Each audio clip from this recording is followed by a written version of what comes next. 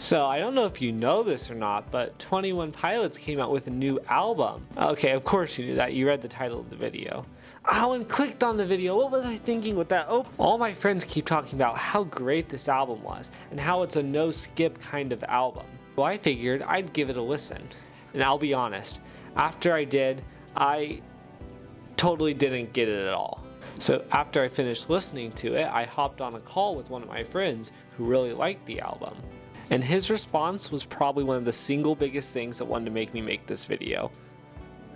He said, "Yeah, it makes sense that you don't get it. This is like the Avengers Endgame of their albums."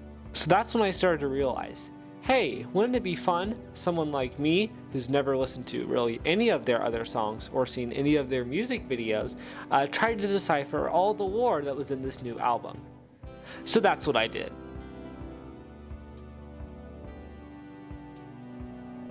So let me go ahead and introduce to you first the main plot that we're going to need before hopping into the first song. This is stuff that we learn about as the album goes on, but I think it's going to be handy to have it at the beginning, that way we can look at it through the lens of that. First of all, we have the main singer of the album, and we don't get a name throughout the album, so we'll just give him a random one. We'll say Keith.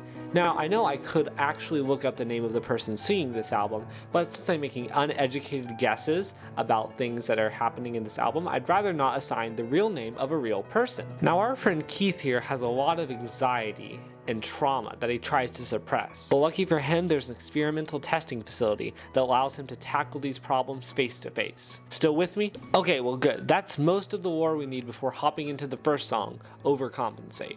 So this first song has a lot of lore to unpack, which makes sense since it's the first one in the album. It starts off pretty strong with a bunch of different lines from different foreign languages. I of course did not take the time to translate these, but I still think I might know what they mean in context to the rest of the lore. This is us showing at the start of the experiment how when you're starting to go into your mind realm, the outside realm starts to get more fuzzy and blurred, meaning the normal language that you would hear before going in is starting to sound like foreign languages to Keith. And then after that we get a big drop in the line, "Welcome back to Trench," which, side note, unpertaining to the lore, when I listened to it through for the first time, I thought they said "Welcome back to Trash," which I thought was very funny, as they're insulting their own album and calling it trash from the very beginning. Turns out that's not what they... Basically, I think this line is kind of showing us that he's been here before, hence the welcome back, and that this mind realm he's entering is like a literal war trench for him to go through. At the 1:30 mark, the tempo slows down a ton, showing us that we've fully entered the mind realm. And we can see Keith's visual confusion as we hear "wait what's" echoing throughout this part. Then we get introduced to the other main character of this album, Clancy. He's the personification of Keith's anxiety and depression, and has been in charge of his mind for a while, and we can see this as we look at the lyrics through his rap. And it's important to note here that he's rapping, because every time that we hear rapping throughout the rest of the album, it is most likely going to be Clancy talking, as he's guiding Keith throughout this mind tour. Okay, so there was a lot to unpack with that one. Let's go ahead and hop into the next song now, Next Semester. So this is the first song where we get to see how Clancy is going to take Keith around his mind by showing him past events and making them relive them and face them head on. We see Keith here reciting some events from his school years and the anxieties that came with him. We don't get too much lore drops here, we only get one little piece. Towards the end of the song, the guy who almost hits him with his car rolls down his window and says something that you wouldn't quite expect from that circumstance, saying, "Can't change what you've done." Now, this is just a bit of a hunch, but I don't think if I almost ran over a literal child, I would probably be saying that. I think this line is put in here to show us how Clancy is changing the memories to make them seem more worse than they are. Also, a small detail about this song that doesn't really have to do with the lore, I like the fact that he says he rolls down his window before shouting these things, meaning the things that he shout before in the song were done with the windows up, yet he still heard him. Only other thing I want to point out is the use of the ukulele at the end of the song. The ukulele, I think, is used to show sincere, honest emotions. As we will see as the album goes on, it's used more and more. Okay, let's go ahead and go to the next song, Backslide. Okay, so this song is another flashback, and we get to see the two main singers of this album sharing both of their unique perspectives, as we have a rap section in the verse and a singing part in the chorus. So if we apply the logic we learned earlier, we'll see that the singing parts is what Keith is actually thinking, and then we can see how the anxiety, or Clancy's view of it, was done throughout the same event. There's not too much lore for it though, just mostly the song itself. Now we will get a little bit more lore in the next song, Routines in the Night. Okay, so let me set the stage a bit for this one. They just hop out of the past memory of backsliding. When Keith gets back, his tour guide Clancy is nowhere to be found. Instead, he sees long halls full of these big doors. We can see that some of these doors have "Stay Out" written on them, and that a lot of them seem to hold bad memories. I think this could show us how the duo is hopping back into these memories by opening up these doors that they're not supposed to go into. There's also a great line in here that supports our theory of the mind travel thing, which says, "I'm testing the limits of what a mind can do." And then the next song we have up is Midwest Indigo. We're starting to see a theme here with the album of jumping into these memories and then jumping back into the current, modern mind time space. This is another flashback, and we can tell that specifically by the old sounding synths that they use at the beginning. This song we see Keith heading back home and having to deal with somebody who makes him feel quite anxious. It's never really quite sure who it is, but all we can tell is it's not good for him. There really isn't that much lore to unpack with this song from what I found, so let's just go ahead and hop into the next one, Vignette. This one starts with a similar sound to the last one of the kind of synth-esque one, but it's more of a modern sounding synth, so we can tell that this was a much more recent memory. This one has a similar feel to Backslide, as we hear Clancy rapping the parts describing stuff again, and Keith singing about his emotions. I think while this song is roughly recounting a memory he had about fighting off some hard feelings, it also could be to show how the experimental mind effects are taking place. I don't know. Okay, so now we got to the Craving. I'll be honest, as hard as I tried to stay away from spoilers, this one I did get a little bit spoiled on. So apparently the singer puts in a song for his wife on every album, just kind of regardless of the vibe. But don't worry, I still found a way to fit it in. So remember earlier how I said the ukulele represents genuine emotion? Well, I think that's fitting for the song about his wife. We can also see here that there's a lot of regret and things that he didn't get to say, which would also make sense why it was kind of a traumatic memory. But besides that, there's not that much lore, just reconfirming the ukulele suspicion, as it'll officially be referred to now on. No, it won't. We're back to another flashback here with Lavish. Now this one is really interesting because as you listen to it, parts don't really have that much meaning, and it's more the rap that is carrying the piece of the song. And as we're listening to the rap, it really feels like this is from Keith's perspective. But remember earlier, we said that Clancy was the one always doing the rap. So what's going on here? With a little bit of theory bending, I think I came up with what's happening here. The point of Lavish is showing the difference between the two worlds that they came from, the old one and the new beautiful one, and they're trying to show the contrast between the two. So what are they going to do to exemplify that? Well, they're going to contrast how the two singers have been presenting themselves by having Keith doing the rapping part and Clancy doing the singing part. Okay, so after 3 flashbacks, we finally get one back in the present time mind space for Navigating. This one's pretty interesting because it's kind of a memory and a current one at the same time, because we hear about him talking about navigating through his head, which he's metaphorically doing by coming over all of these anxieties and also literally going through his head. We can also hear some lines that sounds like he's talking to other people, so maybe this potentially was what he was saying before he went in and did this experiment. Okay, so a lot of the past ones haven't had a super large amount of lore, but now we're getting into the final stretch, and this is where the stuff starts picking up. Get ready. We're gonna start here with Snap Back. I think the song is pretty obviously about relapsing into some kind of addiction. It's not really made clear what kind it is, but I think that's what's happening from Keith's perspective. Now, we also get an interesting part again because we have rap appearing, and you know what happens when there's a rap. So we're seeing the regret of this song and consequences from our actions. And while it would seem like Clancy's just describing what's happening to Keith, I think he's also seeing the pain that he's put him through and thereby also himself. And realized that what he thought was doing by helping, by giving him all this anxiety, did the exact opposite. This moment marks a big focal change in how Clancy's approached this whole mental experiment. Now a little bit happens after this song and before the next one. We see that Keith just wants to give up on this experiment altogether. But Clancy, after having a change of heart, doesn't want him to do that. he decides to do something drastic and change his approach. Instead of showing him the anxiety and fear that he's felt, he's deciding to show him the future and what could happen. And we see that happen in the next song, Oldies Station. I'll be honest, this song confused me so much when I was trying to put the lore together, because it is the perfect end. It recounts a bunch of the songs that we've already been through and puts them up in a nice little package. The main point of the song is showing that even though you've gone through these problems, you can still push through them and overcome them, even if it's a bit hard. But the thing that confused me the most is there's still 2 more songs after this. So what's going on? So here's my best reasoning.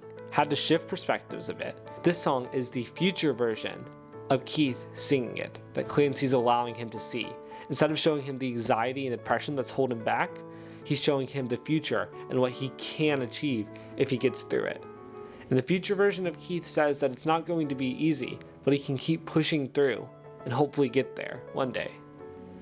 Clancy knows that there's one more memory he has to show Keith, one that's going to be very hard, and one that he has to see if he wants to get back out of his mind and return to the normal world. We find out what that last memory is in The Risk of Feeling Dumb. This one doesn't have that much lore to add. We're just seeing that he's going through another hard event. Now it's time for the last song. Are you ready? Let's go. So this one opens on a ukulele, so you already know this is about to be an emotional one. This one's a bit more vague than some of the other songs we've gone over, so I'll try and explain it pretty clearly here. He's describing these nature-based obstacles, climbing mountains, going through tough waves and oceans, stuff like that, to get to some kind of other safe shore. This is showing us the long road that he has ahead of him, of overcoming this anxiety and trauma. While it is definitely obtainable, it's off in the distance and he still has a lot of work to do, even though he's already made great progress. Then the music picks up a bit and we hear some more exposition, and then we get a certain chord shift and we hear the sound of birds chirping. He made it out, at least of his mind. But the song doesn't end there. There's still a little segment at the end. So once it starts playing, we hear the ukulele again, and we hear somebody slowly singing. Now, using what we've learned already, we would figure, okay, this is Keith, maybe he didn't make it out of his mind. But I differ something else. See, since Clancy is the physical embodiment of the anxiety and trauma, and after going through this mental experiment, Keith has overcome a lot of it at least. Clancy has become a lot less powerful. And instead of showing his original energetic form by rapping, he's now slowed down a lot and is doing this part by singing, not only by himself, but with the ukulele. And as he's singing his last words, we hear him get cut off by a door. Now, where have we seen doors before? That's right, in the 4th song, where they're looking through the doors that say keep out on there. This big deep voice comes in and talks to Clancy, almost as if he's sending him off in some way. So I think this part is showing us that Clancy, the anxiety, is no longer in control of the mind, and this other creature with a deep voice of reason has now come back into the main light. Okay, so that was pretty much it. How'd I do? Yeah, I think it's pretty close, probably, but I'm a little curious at how well I did. Man, if only there was somebody I could call and ask how close I got them. Man, that'd be pretty great. Lucky for me, I have one of those.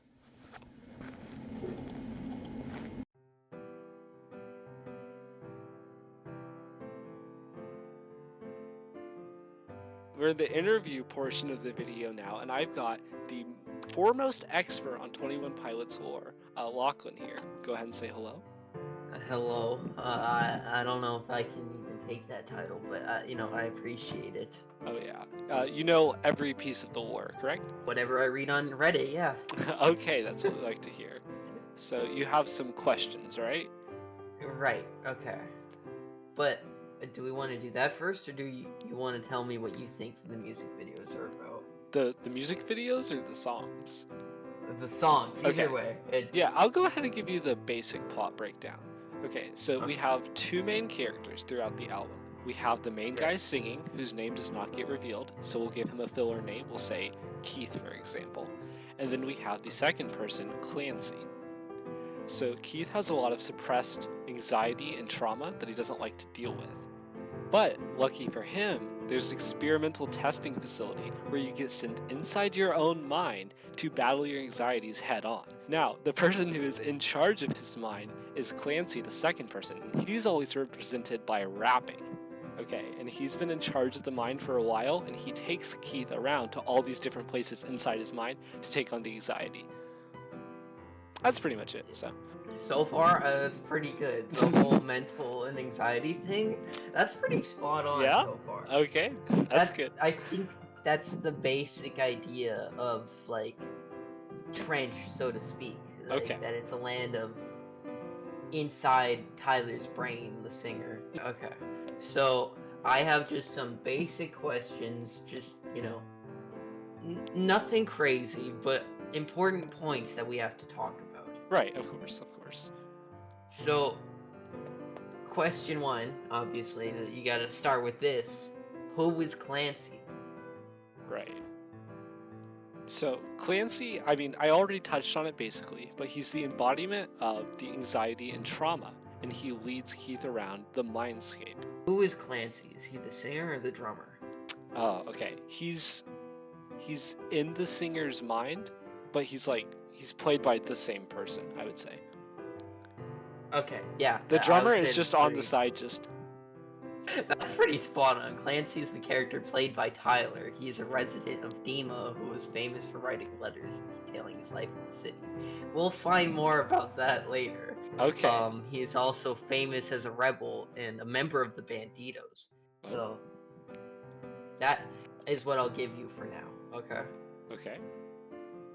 So, question 2. What is Trench? Okay. So the trench, we first get introduced to it in the first song. When he enters the mind, we hear him say, "Welcome back to the trench." So I think it's signifying that his mind is like a literal war trench for him to be in. I like that. Yeah. But it's actually more simple than that. Oh, Trench is his mind. Like, that's what it is. Like, Oh. Trench is the name of the land that they're in. So basically, you got that right. I don't even think you've heard of this one. What is Dima? Okay, yeah. I'll come up with something. Dima is the company that is putting on the experimental testing, sending him into his mind / the trench. They've done some shady things in the past, but it was the only place he could turn after what happened in the last album. Probably. Dima is a city on the continent of Trench. It is surrounded by large circular walls and has 9 towers. It's also split into 9 districts, each being ruled by its own bishop. So basically, Dima is the depressive mind state that you can't get out of when you're, like, depressed. Right. That's the idea of Trench. So I would say you're kind of right about it being some, like, weird company, basically. It's ruled by a bunch of, like, figures. Speaking of figures, who is Nico? Okay, I'll be real, I didn't come up with anything for him. I thought he was a throwaway character. But going off what I have, he's introduced in the last bit of the song, which is sung by Clancy, obviously. So I would say he's maybe some other emotion that he would, like, do in tandem with. That one, I would say, is your biggest miss yet. Nico is the bishop that's trying to lead Tyler / Clancy back into Dima every single time he tries to escape. Who are the Niners? Who are the Niners?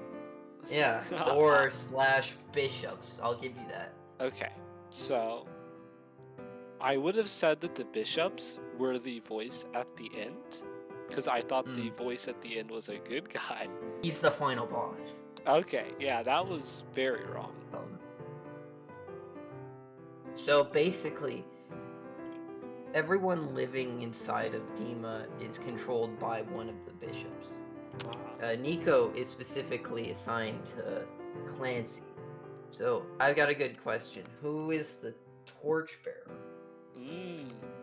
The torchbearer. Now, I saw a little bit of them in one of the music videos, but I had nothing for them for the lore section. The torchbearer is the person who bears the torch. I think that's a good start. Good guess. Oh, it's a good start.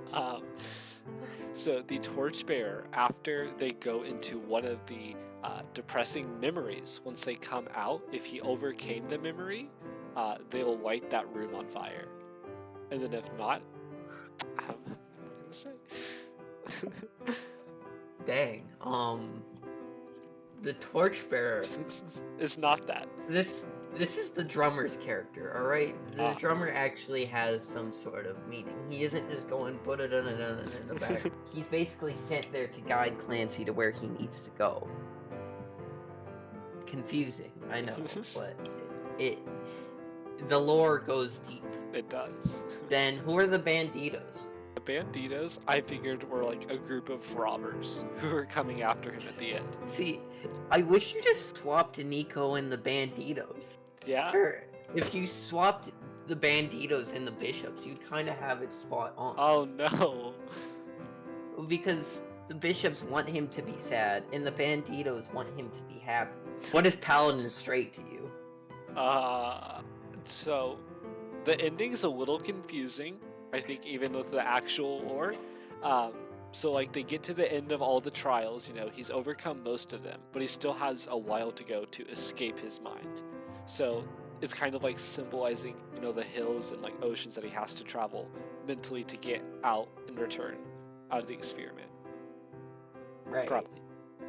So, yeah, I mean, Paladin Straight is this idea of this island off the shore.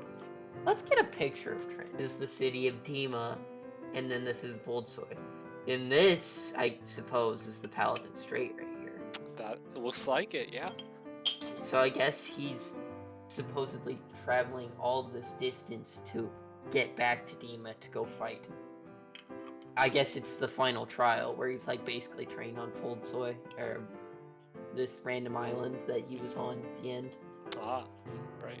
I think I'm kind of out of questions for the main part of this segment. I mean, for coming into the music stuff, like in the last album, you haven't done that bad. I was surprised, yeah. I'm glad you got the whole concept of that this is just a mind state, basically. Yeah. Of where he is, because that was important.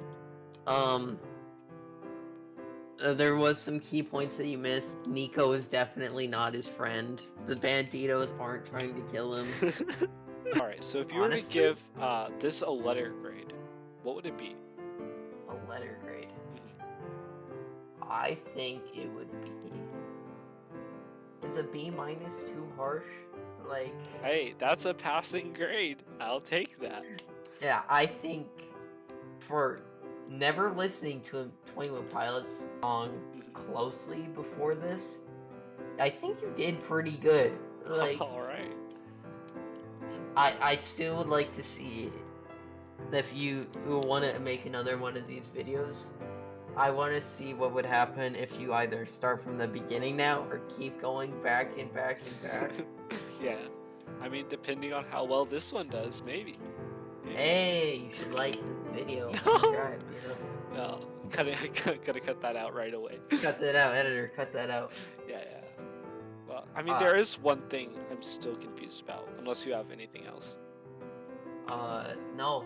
You tell me what you're confused about. The one thing is, we've got the main singer, we've got the drummer. Where are the other pilots? Well, I think that's pretty much it. Thanks for coming on. If you guys want to check out his channel, you can check it out at Fisher Bros with a period at the end. Crazy Minecraft content. Oh yeah. Yeah. A lot of memes. A lot of Nerf guns. A lot of Nerf guns. Anyways, thank you for having me. I had lots of fun. Yeah. I think this was It was this good. was good. Yeah. I look forward to hopefully doing this again. Oh, let's hope so. Well, hey, thanks for checking it out till the end. I hope you enjoyed this video so far. Hopefully you noticed that the setup's a bit different. I actually got a new camera. Here, just a second. There we go. You can see the new camera there. I also got a new microphone and headset as well, so that's pretty exciting. So hopefully you'll notice that the videos look a little bit better moving here on out. Although you may recognize this as the same microphone, that's because I didn't get a cord to go with the camera.